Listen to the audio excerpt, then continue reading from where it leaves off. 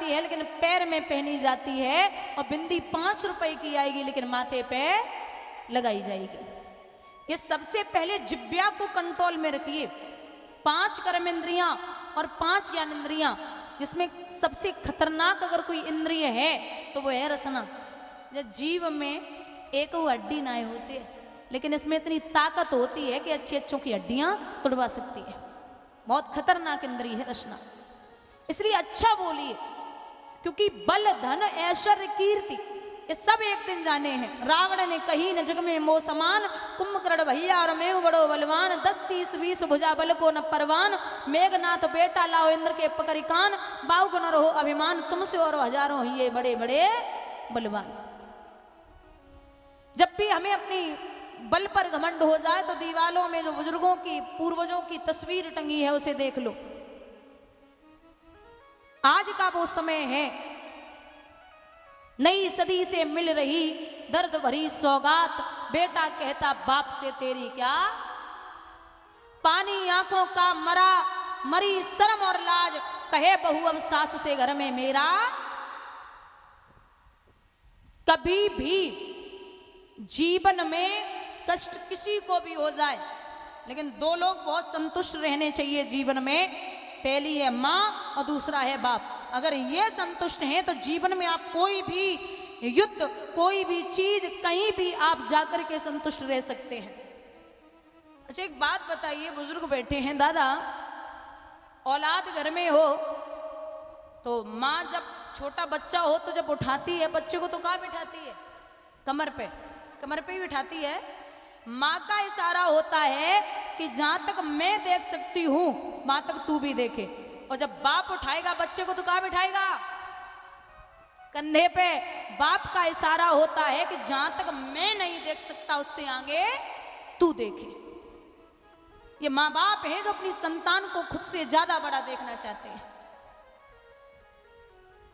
माँ बाप में एक और फर्क है, अगर बच्चा ऊधम कर दे या बच्चा कोई बहुत बड़ी गलती कर दे तो माँ 1 घंटे चप्पल ढूंढेगी। अरे कहाँ गई मेरी चप्पल, कहाँ गया मेरा डंडा, आज इसको नहीं छोड़ूंगी, ये चप्पल लाओ डंडा लाओ, 1 घंटे ढूंढेगी। और बाप अगर जान लेना कि बेटे ने गलती की है तो जूता पैर में ही होता है, छोड़ेगा नहीं। अगर गुस्सा आ गया तो माँ छोड़ देगी एक बार, क्योंकि उसे पता है कि तू गलती दोबारा नहीं करेगा अगर एक बार समझा दिया जाए। एक विद्वान ने बड़ी प्यारी लाइनें लिखी हैं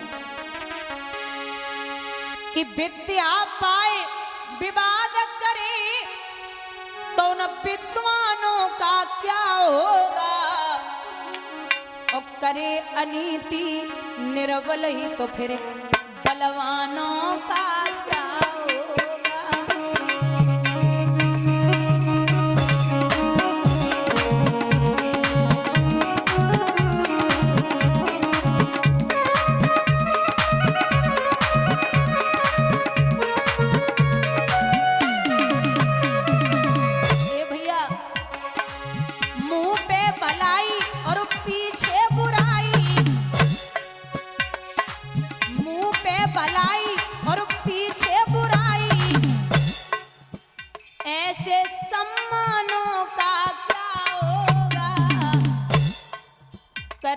अनीति निर्बल ही तो फिर बलवानों का क्या होगा।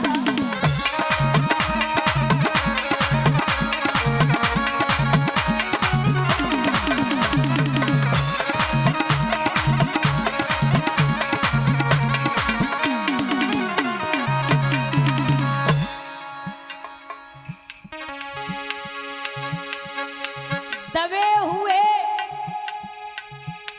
जज के आगे सच्चे बयानों का क्या होगा। जज को अगर मोटी सी रकम दे दो फिर चाहे कितने भी सच्चे बयान देते रहो, जज मानने वाला नहीं है। और दादा रिश्वत लेंगे आई जी तो चौकी थानों का क्या होगा।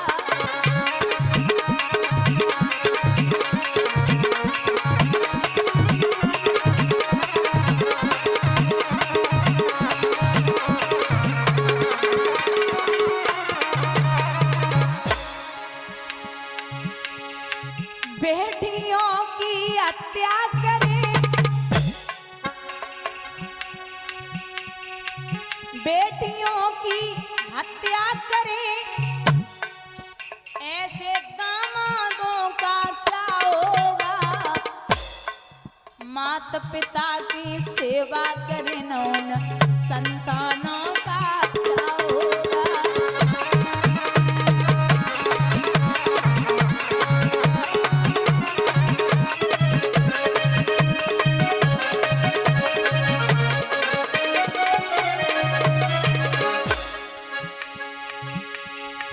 जानकार ही दगा करे,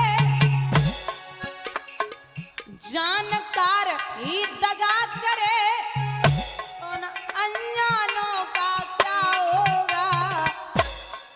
मुंह पे भलाई और पीछे बुराई, ऐसे सम्मानों का क्या होगा।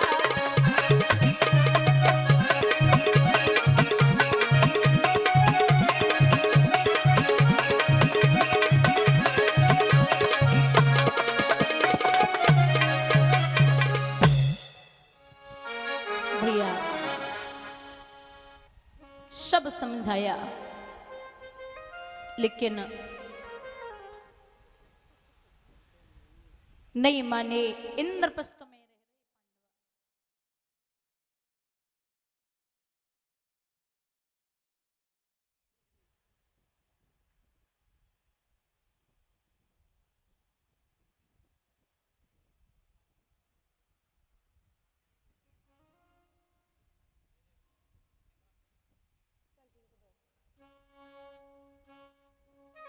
भैया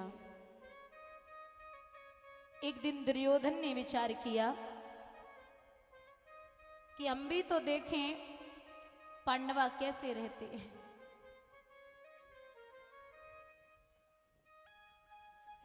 जाकर के पहुंचा, द्रौपदी अड्डे पे खड़ी थी।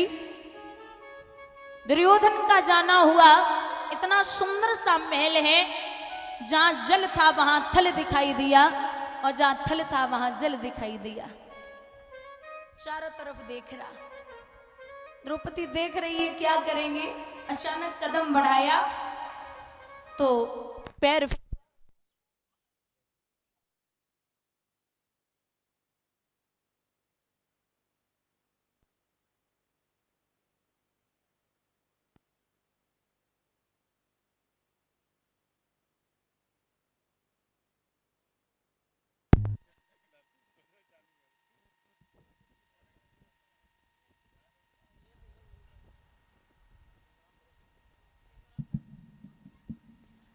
अचानक पैर फिसला, दुर्योधन मुंह के बल जमीन पे आया।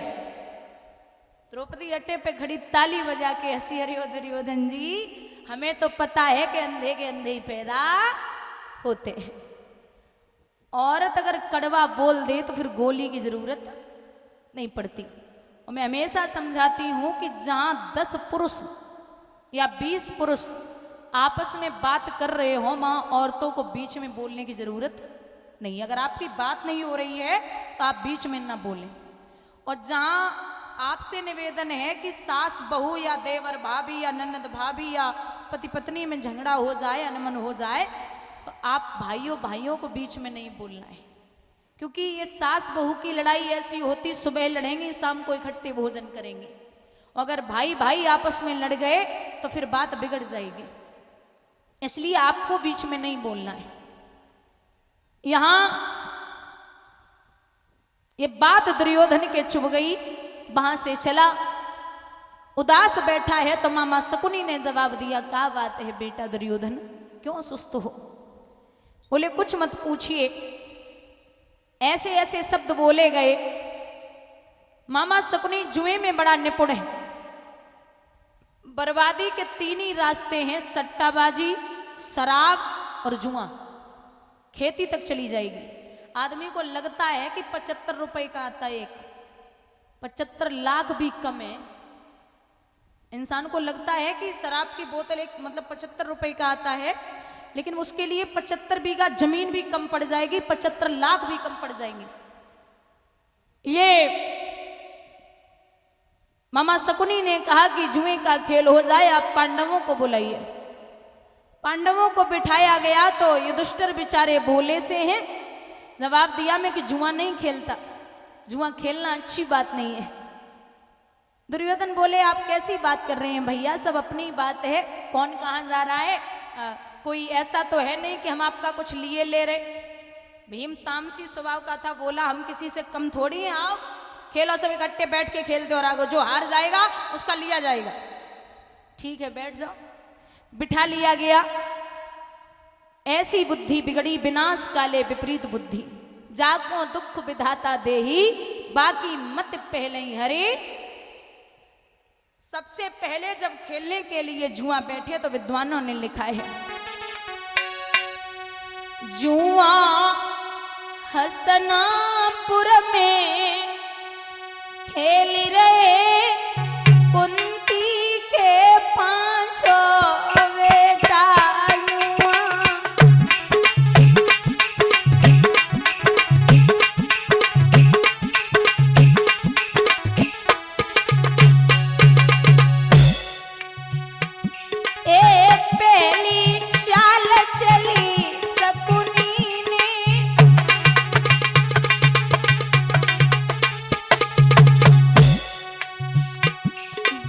पावे